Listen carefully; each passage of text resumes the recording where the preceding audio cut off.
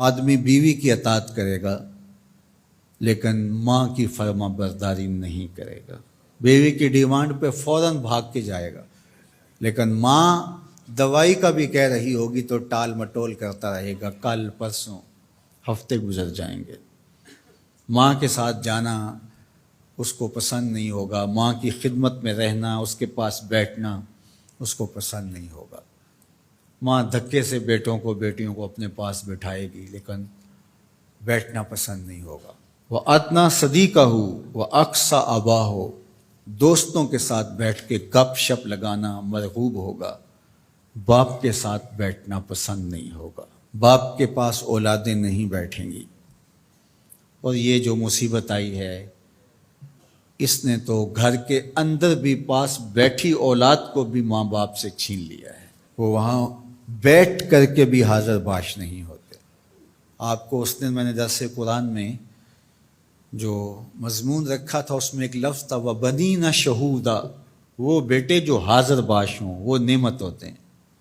جو باپ کی خدمت میں بیٹھے ہوں، باپ کے پاس بیٹھتے ہوں، باپ کے ساتھ جڑے رہتے ہوں،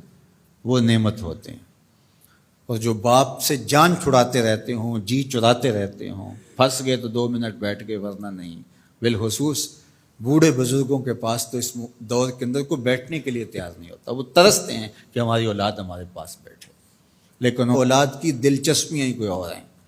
وہ انہیں اولڈ فیشن سمجھتے ہیں، پرانے زمانے کے لوگ دقیانوس، ان سے ہم بات بھی کیا کریں، یہ ہمارے زمانے کی باتیں نہیں سمجھتے۔ جب تم ان کے زمانے کی باتیں نہیں سمجھتے تھے، انہوں نے ایک لفظ پانی اور روٹی سکھانے کے لیے کتنی محنت کی تھی تمہارے اوپر، تم تو کچھ بھی نہیں سمجھتے تھے، تم تو حرف و صوت سے آشنا نہیں تھے، تم تو لفظوں سے آشنا نہیں تھے، انہوں نے کتنا وقت دیا اور ایک ایک حرف، ایک ایک لفظ، ایک ایک ہجا تمہیں بتایا، اور آج تم کہتے ہو یہ دقیانوس ہیں۔ تو کہا یہ قرب قیامت کی علامت ہے کہ دوستوں کے پاس بیٹھنا مرغوب لگے گا، محبوب لگے گا، ماں باپ کی صحبت میں بیٹھنا اولاد کی تباہ میں نہیں ہوگا۔ وَسَادَ الْقَبِيلَةِ فَاسِقُهُمْ، اور قبیلے کا جو سردار ہے وہ فاسق و فاجر ہوگا۔ سرداری، قبیلے کا بڑا بننا، خاندان کا بڑا ہونا، یہ صلاحیت کی وجہ سے نہیں، تقوی کی بنیاد پر نہیں، یہ چالاکی، مکاری، فسق و فجور کی وجہ سے، اس لیے کہ جس طرح کی قوم ہوگی اس طرح کے ان کے حکمران ہوں گے۔ کسی نے حجاج بن یوسف سے کہا تھا کہ تو نے حضرت عمر کا دور خلافت دیکھا ہے، تو ان جیسا انداز حکومت اختیار کیوں نہیں کرتا؟ تو اس نے 2 لفظی جواب دیا، تبازروا اتعمر لکم، اس نے کہا تم ابو ذر غفاری بن جاؤ، میں عمر بن جاتا ہوں۔ جب رعایا ابو ذر غفاری جیسی ہوتی ہے تو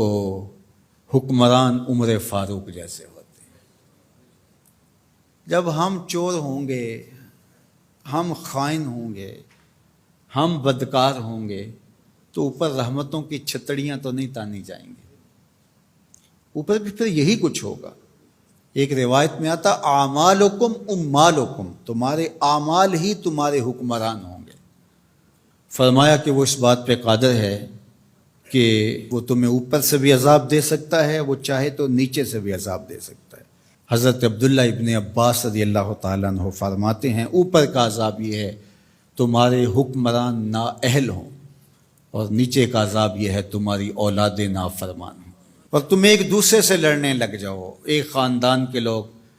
شریکہ برادری کے نام سے ہر وقت ایک دوسرے کی ٹو میں رہیں، یہ عذاب نہیں تو اور کیا ہے؟ ہر وقت بھائی بھائی کو نقصان پہنچانے کے چکر میں رہے، بہنیں اور بھائی آپس میں ایک دوسرے کے دشمن بنے کھڑے ہوں، ہمسایہ ایک دوسرے کی عزت کو اچھالنے کے لیے تیار کھڑا ہو، محلہ راحت کا ساماں ہونا چاہیے لیکن محلہ آپس میں ایک دوسرے کی عزت کو پامال کرنے کے لیے تلا ہوا ہو، خاندان، برادریاں جو کہ وحدت کی علامت ہونی چاہیے، یہ ایک دوسرے کو اذیت دینے کے لیے، تکلیف پہنچانے کے لیے، ٹو میں رہنے کے لیے، کسی کے عیب کو اچھالنے کے لیے، کسی کی بہن بیٹی کی آبرو کو اچھالنے کے لیے ہر وقت اسی چکر میں ہو، تو کیا یہ عذاب نہیں ہے کہ تم اپنے گھر میں بھی محفوظ نہ ہو؟ خاندانی لڑائیاں، شریکہ برادریاں، ان کی باہمی لڑائیاں، یہ فرقوں کی لڑائیاں، سیاسی جنگ و جدل، یہ کیا ہے؟